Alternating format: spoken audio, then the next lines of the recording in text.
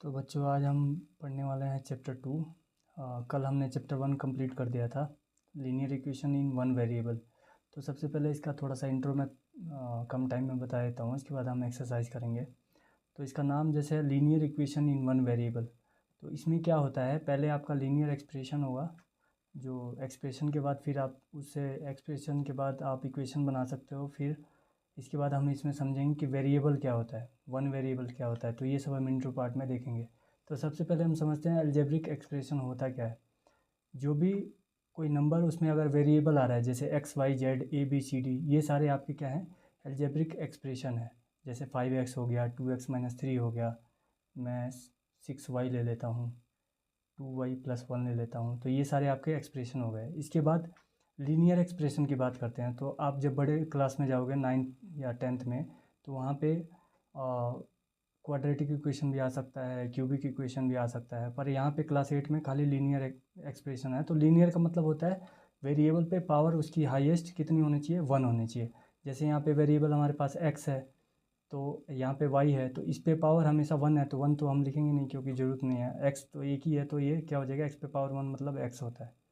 यहाँ पे भी देखिए पावर 1 है, यहाँ पे भी पावर 1 है, तो इसको हम बोलेंगे लीनियर एक्सप्रेशन। इसके बाद आते हैं हम, अब कौन सा लीनियर एक्सप्रेशन नहीं होगा। जैसे मैंने यहाँ पे लिख दिया 2x पे पावर 2, ये आपका क्वाड्रेटिक में आ जाता है। पावर 2 होता है तो वो क्वाड्रेटिक हो जाएगा।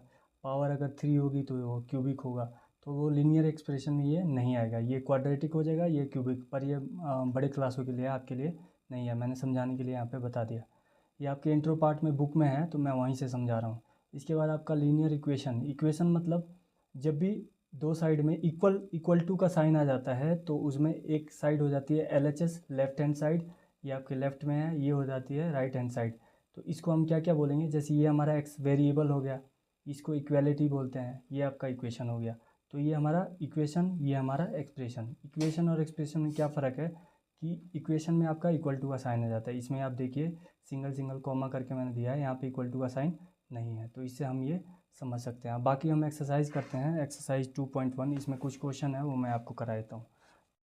तो हमारा इंट्रो पार्ट ख़त्म हो चुका है, हम यहाँ पे एक्सरसाइज चलते हैं एक्सरसाइज में। तो एक्सरसाइज 2.1 है, इसमें आपको बोल रहा है क्वेश्चन में, solve the following equation and check your result. तो आपको इक्वेशन सॉल्व करना है और रिजल्ट भी चेक करना है। तो इसमें मैं समझाता हूँ आपको। यहाँ पे लीनियर इक्वेशन है, तो इसका मतलब ये हुआ कि x की वैल्यू एक ही आएगी, एक ही वैल्यू हमें ढूंढना है, यहाँ पे फाइंड आउट करना है।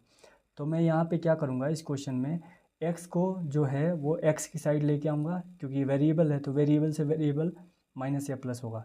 इसके बाद जो नंबर है वो नंबर की साइड रहेगा। तो यहाँ पे देखते हैं हम, यहाँ पे हम ट्रांसपोजिंग करेंगे।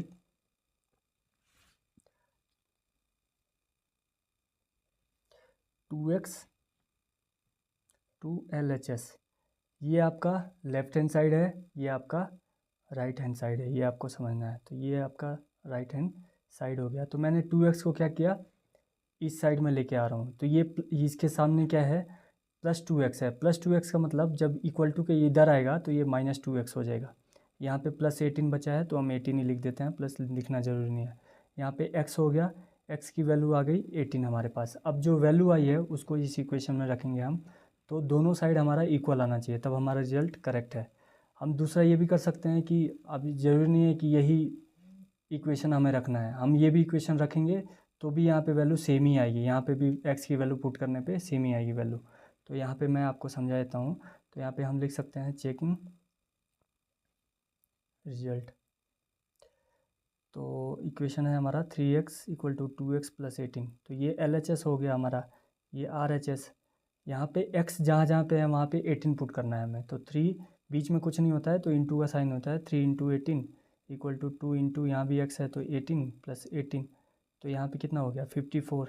यहाँ पे हो गया 18 × 2 = 36 + 18, तो ये भी हमारा कितना आ जाएगा 54। तो हम कह सकते हैं LHS = RHS। तो यहाँ से ये दोनों क्या हो गया, इक्वल हो गया। इसका मतलब हमारा आंसर जो है, वो जो रिजल्ट है वो करेक्ट है। यहाँ पे अब हम आते हैं क्वेश्चन 2 में। तो क्वेश्चन 2 में हमारा ये इक्वेशन दे रखा है, तो t को t की तरफ लेके आएंगे और नंबर को नंबर की साइड लेके जाएंगे। तो यहाँ पे फिर वही transposing 3t to LHS and -3, ये आपका कहाँ हो जाएगा, RHS की तरफ चला जाएगा। तो यहाँ पे मैं, आप लिख लेना खुद ही जैसे मैंने लिखा है, ये जब एग्ज़ाम में आपका क्वेश्चन आता है तो एग्ज़ाम में जो कॉपी चेक करता है तो उसको ये सब चीज़ें देखने से वो नंबर थोड़ा सही से देता है, तो ये आपको लिखना है। बाकी मैं डायरेक्ट यहाँ पे समझा दे रहा हूँ। तो 5t ये प्लस 3t है, क्योंकि t को t की साइड लेके आएंगे तो यहाँ पे -3t हो जाएगा। यहाँ पे -5 ये -3 है, जब इधर आएगा ये राइट हैंड साइड में तो ये माइनस वाला मैंने बताया था आपको प्लस हो जाता है, तो प्लस यहाँ पे 3 हो जाएगा। अब यहाँ पे देखिए 5t में से 3t जब माइनस होता है तो 2t बचता है।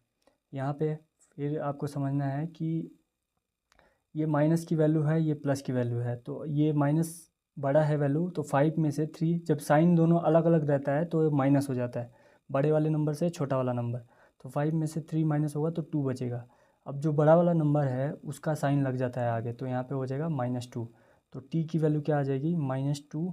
हमें एक्चुअली लास्ट में t की ही वैल्यू चाहिए, तो यहाँ पे इंटू होता है तो ये इधर आके डिवाइड हो जाएगा, तो 2 1 जा 2, तो t की वैल्यू आ गई -1। अब फिर यहाँ पे सेम चेकिंग रिजल्ट हमें देखना पड़ेगा रिजल्ट। तो रिजल्ट चेक करते हैं, पहले इक्वेशन लिख लेते हैं। 5t - 3 = 3t - 5। तो यहाँ पे t की जगह पे हमें क्या पुट करना है -1। यहाँ पे लिख सकते हो आप t = -1 पुटिंग इन इक्वेशन। नहीं लिखोगे तो भी चलेगा, लेकिन लिखोगे तो थोड़ा अच्छा लगेगा। तो t की वैल्यू -1 हमें पुट करनी है रिजल्ट के लिए। तो 5 × t की जगह पे क्या हो जाएगा -1 -3 आपका पहले से ही है। हो सके तो यहाँ पे आप ब्रैकेट भी लगा सकते हो, लेकिन ऐसे भी सॉल्व कर सकते हो। 3 × t की जगह पे फिर -1 -5। अभी यहाँ पे क्या हो जाएगा 5 1 जा 5 हो जाएगा, माइनस है तो माइनस, क्यों माइनस हुआ क्योंकि यहाँ पे प्लस होता है, प्लस माइनस आपको पता होगा, पहले क्लास में पढ़ा होगा आपने, माइनस होता है -3। यहाँ पे 3 1 जा 3 -5। अब एक बात बताओ आपके पास क्या है यहाँ पे, आपने कहीं से, मैं इजी तरीके से समझा रहा हूँ आपको, -5 रुपये है आपके पास, 5 रुपीज़ है, आपने कहीं से उधार लिया, 3 रुपीज़ और उधार ले लिया, तो आपके पास उधार वो दोनों प्लस हो जाएगा, तो ये -8 होगा। साइन माइनस का ही लगेगा क्योंकि ये उधार है। यहाँ पे फिर 5 3 8 होगा, दोनों माइनस में है तो यहाँ पे साइन क्या हो जाएगा -8। मतलब मैं ये समझाना चाह रहा हूँ कि इसमें आपके पास दोनों साइन माइनस है, तो दोनों साइन अगर माइनस होता है तो नंबर दोनों प्लस हो जाते हैं पर साइन सेम रहता है, तो साइन माइनस का ही आ जाएगा। तो इसमें बच्चे बहुत कंफ्यूज होते हैं, मैंने देखा है, तो इसलिए मैंने अच्छे से समझा दिया इसको।